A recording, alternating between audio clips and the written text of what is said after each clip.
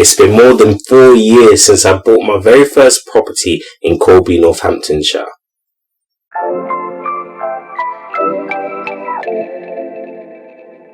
Gosh, times have changed since then, but I thought it would be good to talk about how the property is doing right now in 2021.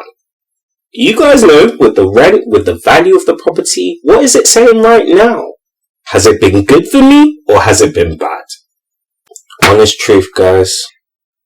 It has been really good for me and my partners. We've got a lot of exciting things in the future to come from this piece of good news. But before I go giving you guys the download on things, could you do me a favor, and that's to help build my channel? Because I put a lot of blood, sweat and tears, into this. So it really go a long ways to helping me build that brand. And you can do that by liking this video, sharing it too, and subscribing with the notification bell on as well. So, onto the main video. Before I go telling you guys what the property is doing right now, let me just refresh your memory about how it was when we first started out.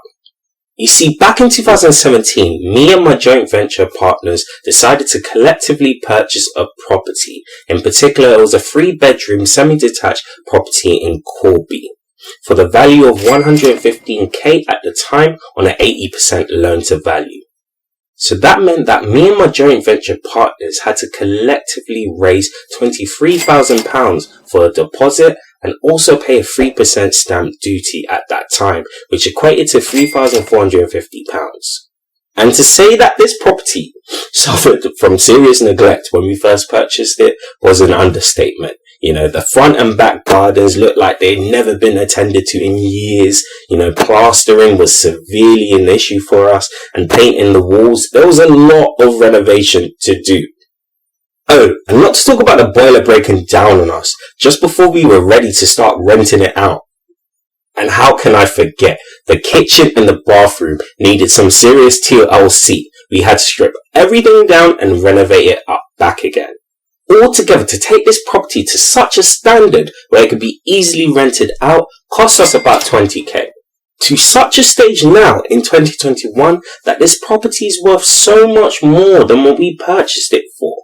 It's in the region of 190 to 200k. I mean, let's just look online with other properties within that area to show you guys what exactly I mean.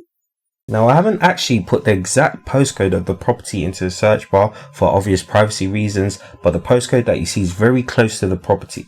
So as I click enter, you can see that actually there's no property that pops up within that radius that's actually available for sale. But when you increase the search radius to 1/4 of a mile, you can only see that there's 3 properties that pop up. To me, guys, this looks like a good sign because it shows that there's quite a high demand within this area for the relatively low supply of properties that are available for purchase.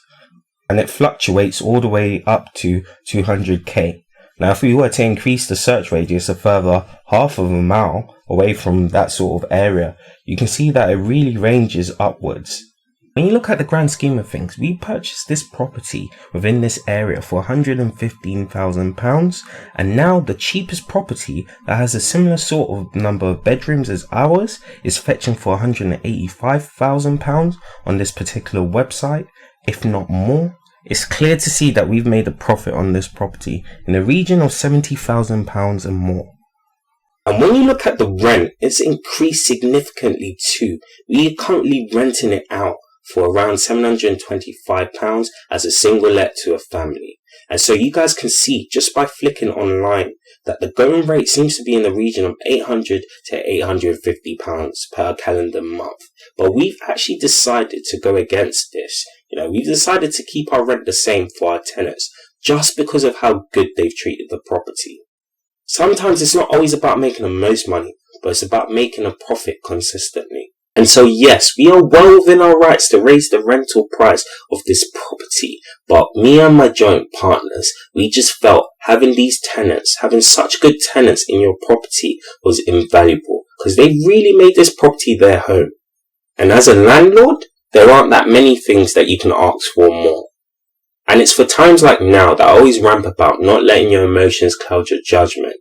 The typical example is an investor who panics, and makes mistakes. But also don't forget, greed is an emotion too. Don't make a mistake from it. But that's the end of my video, guys. I hope you've enjoyed watching it, because I've enjoyed making it. And at the same time, I hope I've inspired you to go get your very first property or move on to the next one. It's not a coincidence that 90% of the millionaires on this planet all have one thing in common: property. But before you go, make sure to like this video, share it too, and subscribe with the notification bell on as well. It's your favorite YouTuber, Tilden Finance, sharing my thoughts, my experiences with you guys every Sunday at 3 p.m. Have a great day, people. Bye. Whoa.